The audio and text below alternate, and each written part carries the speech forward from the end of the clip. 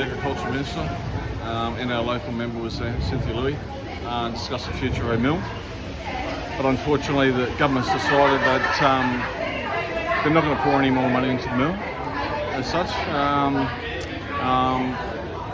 They sort of dangled a carrot, I suppose. They said they've got 2 envelopes they're looking at, but there's a third proponent involved.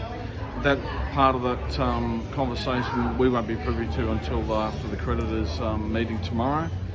So but as far as the future of the mill goes, the government's certainly not going to pour any more money into it, and as such, it looks like our 130-year-old mill may have seen its last days, I'm afraid.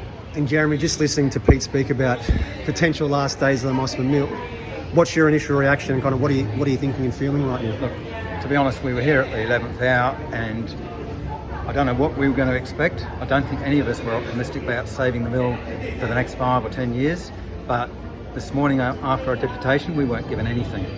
We did have 50 or so people out there this afternoon who managed to come down from Mossman, and I think a show of strength had put the Premier in a position where he had to say something.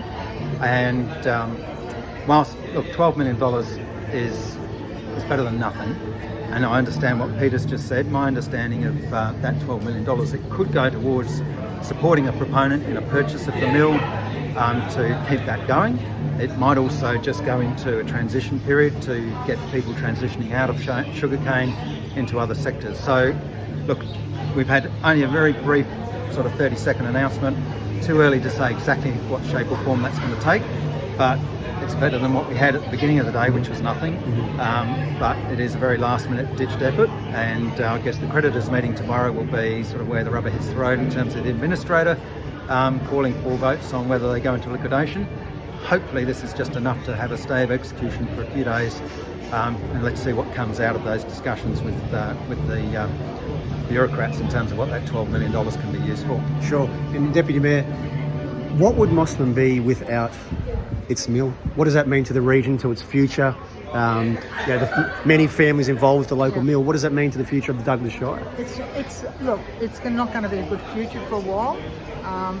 It doesn't just affect the mill and the workers, it affects the whole community. So it goes down to every little business, our schools, our hospitals, and it's trying to keep families here in Mossman to be able to keep their shire going. So it was good to see today that we had about 50 people here with placards fighting, having a say and trying to fight for that last little bit for our mill. So we've got to be optimistic and hopefully there's something there, but I don't believe the shire will completely stop. I think that we've got a lot of great people in our shire that can pull through other ideas, and we've just got to keep going.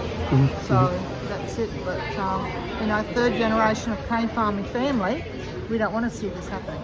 And just on that, what do you say to those from the other side that say that Mossman Mill has seen its day, that it's it's time to think laterally, to think differently, to kind of diversify? I mean, is that an option, or nothing grows up? Nothing else grows here. They've tried other crops. They've tried peanuts, mung beans, you name it. But where we live is the best climate for sugarcane, unfortunately. And that's why that mill's run continuously for the last 130 years.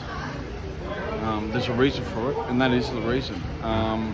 Unfortunately, for reasons unbeknown to us, the mill's found itself in the position it's in, and we just got to try and move forward as best we can, support each other, and see what comes next.